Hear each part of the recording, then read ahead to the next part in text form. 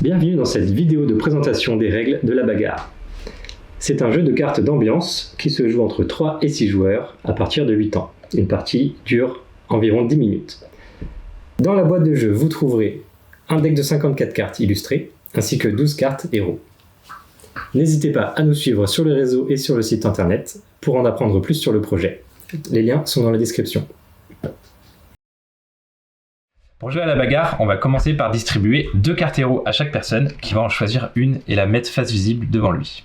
Si c'est votre première partie, on conseille de jouer sans les héros pour commencer, uniquement avec le jeu de base. Chacun choisit son héros et défausse l'autre.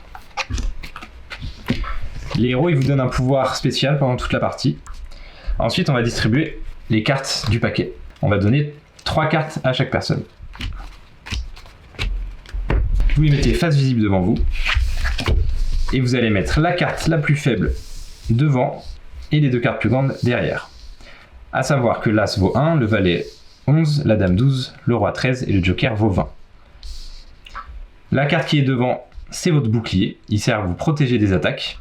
Les 2 cartes qui sont derrière, c'est vos points de vie. Quand vos points de vie tombent à 0, vous êtes éliminé. Le but du jeu, c'est d'être la dernière personne en vie. Avant de commencer, si vous avez 15 points ou moins, vous allez défausser vos cartes et en prendre 3 nouvelles. De la même façon, si vous avez un joker dans vos cartes, vous les défaussez, vous en prenez 3 nouvelles. Ici, on a donc ces 2 joueurs qui vont défausser leurs cartes et en prendre 3 nouvelles.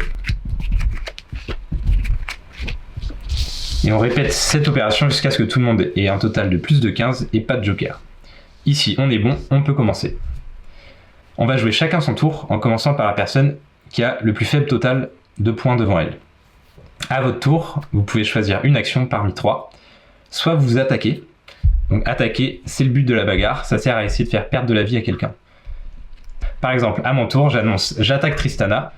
Je pioche la première carte du paquet. C'est un 6. Tristana a un bouclier de 2. Elle bloque donc 2 points de mon attaque et elle va perdre 4 points de vie. Elle défausse sa carte point de vie la plus faible d'abord et va chercher la carte qui correspond à son nouveau total de points de vie. Donc ici, elle a un 5. Elle va le défausser et prendre un As. On regarde s'il y a un As dans la défausse, on le prend. Ici, c'est le cas.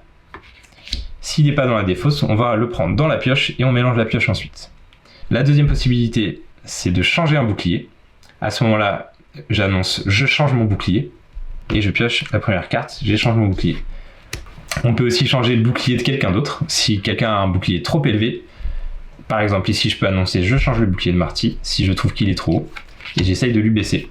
La dernière possibilité, c'est de charger une attaque. À ce moment-là, j'annonce « je charge une attaque », je pioche une carte que je mets face cachée devant mon jeu.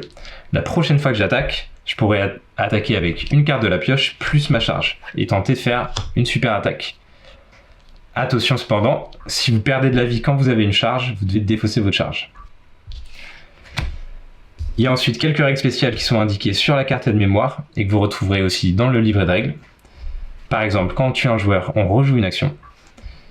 Maintenant, vous savez tout, à vous de jouer, bonne bagarre!